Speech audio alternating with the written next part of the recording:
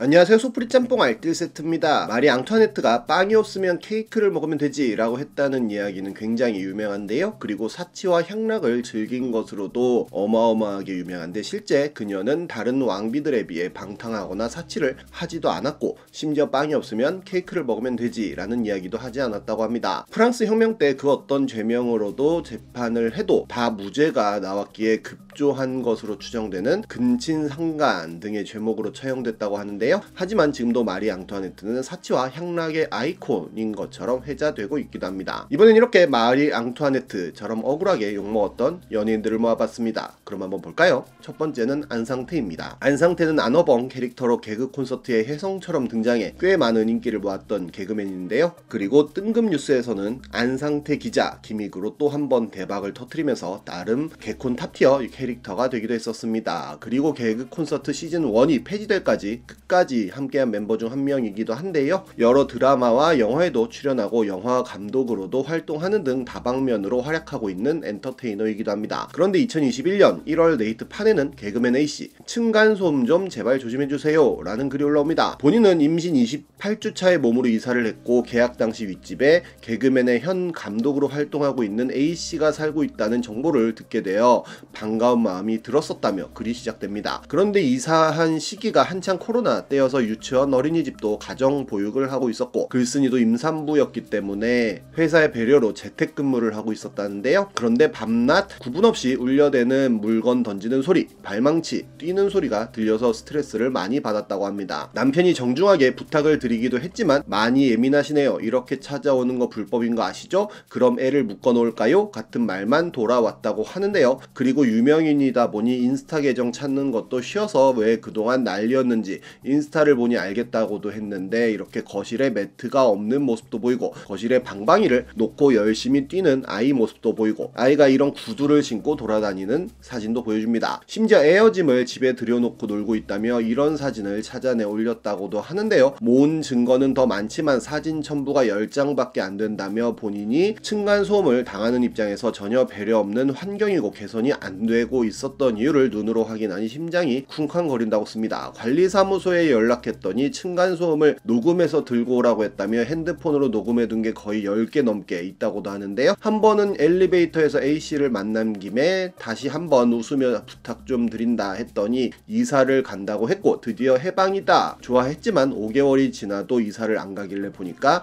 아파트 매도액을 신고액 수준으로 올려놨다고도 합니다. 본인은 10개월을 참다 글을 올린다며 제발 층간소음을 멈춰달라며 글을 마무리하는데요. 개그맨 겸 현 감독이라고 했기에 네티즌 수사대들은 A씨가 안상태라고 바로 알아냈고, 안상태는 어마어마한 욕을 먹게 됩니다. 그러자 안상태의 아내는 인스타그램에 위에 사는 불쌍한 연예인, 아래 사는 불쌍한 키보드 워리어라는 글을 올리는데요. 집에 불쑥 찾아온 게 좋기 10번에 미안하다고 사과하고 조심하는데도 경비실 통한 인터폰 항의를 30번 이상 하였고, 관리실 통해 사람 보내기를 수십 번 하고, 다른 집에서 못 박아도 우리 집으로 사람 보내서 항의, 애기 없을 때도 자고 있을 때도 항의, 냉장고에서 물건만 떨어뜨려도 바로 항의, 이사 간다고 하는데도 이사 날짜, 집 가격까지 왜곡해서 공격한다며 빨리 이사 갈 거라는 이야기를 합니다. 그러자 첫 글쓴이는 안상태 아내의 글을 조목조목 반론하는 글까지 올리는데요. 집에 불쑥 찾아온 게 10번이 아니라 딱 3번 찾아갔었다며, 이렇게 찾아오시는 거 불법인 거 아시냐, 애를 묶어뒀냐고 얘기하길래 이후로는 더 이상 찾아간 적 없다고 하고, 미안하다, 사과하고 조심하는데도 라는 문구에는 사과 못 들었다며 사과했다고 언론 플레이 한다고 하고, 경비실 통한 인터폰 항의 30번 이상이라는 문구에는 어차피 한 달에 3번 정도밖에 하지 않은 거 아니냐며 찾아가는 게 불법이라는 이야기에 그렇게 했다는 논리로 받아칩니다. 이는 굉장히 많은 커뮤니티에 퍼져나갔으며 많은 사람들이 안상태 하면 층간소음 가해자로 기억하게 되는데요. 이 사건은 결국 민사소송까지 진행되게 되었는데 1년이 지나서야 네이트판의 폭로글이 모두 허위였으며 안상태가 누명을 썼던 것이 밝혀지게 됩니다. 안상태는 B급 청문회에 출연하여 본인의 억울함을 호소했는데, 이사 오기 전 와이프의 인스타 사진을 캡처한 후 날짜를 지워서 글을 썼다고 하네요. 그런 식으로 거짓말만 총 4차로 썼다고 하는데요. 나중에 왜 이렇게 쓰셨냐고 물어봤더니 애 키우느라 스트레스 받아서 그랬다고 했다고 합니다. 이렇게 안상태가 누명을 벗었다는 뉴스가 나왔지만 아직도 안상태를 사람들을 층간소음 가해자로 기억하고 있는 분들이 많은 상황이기도 합니다. 다음은 정준하입니다. 정준하는 모두가 알다시피 무한도전으로 뜬 스타 중 한 명으로 많은 팬들도 있지만 안티팬이 많기로도 유명한데요. 물론 무궁화호에서 촬영 중 민폐를 끼치기도 하고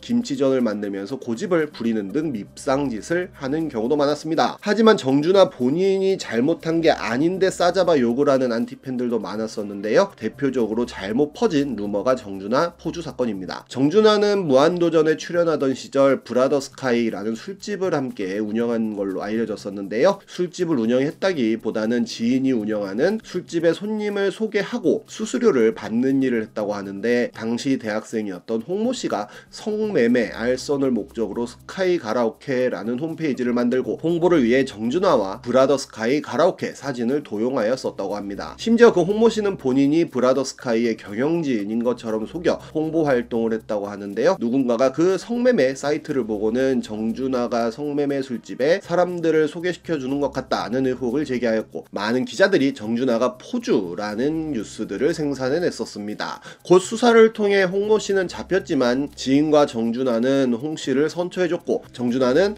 홍 씨를 언급하면서 몇 차례 기자회견까지 하면서 본인은 성매매와 연관이 없고 억울하다는 이야기까지 하는데요. 해당 술집에서 하이킥의 쫑파티도 하고 다른 연예인들도 많이 찾아오는데 여성 접대부를 고용해 영업을 하는 것은 있을 수 없는 일이라고 확실하게 이야기하였고, 이렇게 홍모 씨의 자필 사과문까지 공개하기도 하면서 모든 진실을 밝히기도 했지만, 김용호 기자는 정준하를 옹호하는 도덕 불감증 현실이라는 기사를 통해 정준하를 옹호하는 사람들을 심각한 도덕 불감증 환자로 표현하는 글을 쓰는 등 계속 정준하를 공격하였고, 사람들은 아직도 정준하 하면은 포준하로 기억하고 있기도 합니다. 노홍철에게 주식을 권유하여 노홍철이 엄청난 재산을 투자하게 한 후 본인만 먹고 노홍철은 엄청난 손해를 봤다는 루머 역시 굉장히 유명한데요. 당시 정준하가 노홍철에게 권유했던 종목은 초록뱀 미디어라고 합니다. 당시 하이킥의 제작사로 점점 성장하였기에 하이킥에 출연하던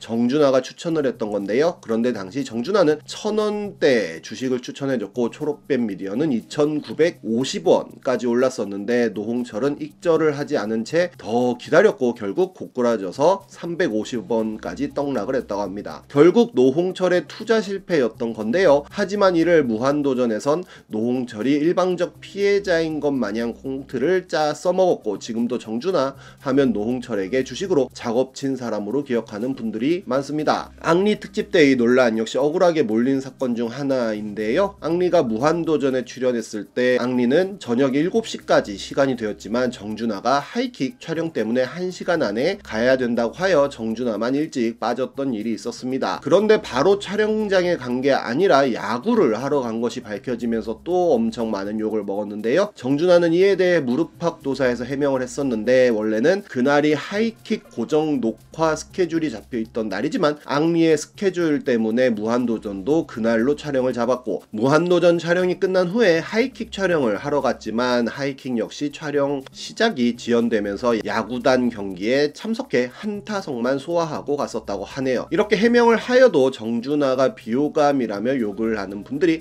아직도 많은 상황이기도 합니다. 최근엔 불꽃축제 민폐라며 글이 하나 올라왔는데, 이렇게 복도식 아파트 난간에서 와인잔을 들고 있는 사진이 함께 첨부되었었는데요. 여의도 남해 아파트 무단 침입해서 남의 집 앞 복도에서 와인잔 들고 불꽃축제 구경이라며 언빌리버블이라는 글도 함께 올라옵니다. 하지만 이 사진 속 주인공은 친구 집에 초대받아서 저녁 먹고 친구와 본 것인데, 아주머니가 입주민과 초대된 손님인 거 확인하고도 무단 침입이라고 글을 쓴 거라고 하네요. 정말 중립기어라는 건 그냥 있는 게 아닌 것 같습니다. 지금까지 속풀이 짬뽕 알뜰 세트였습니다.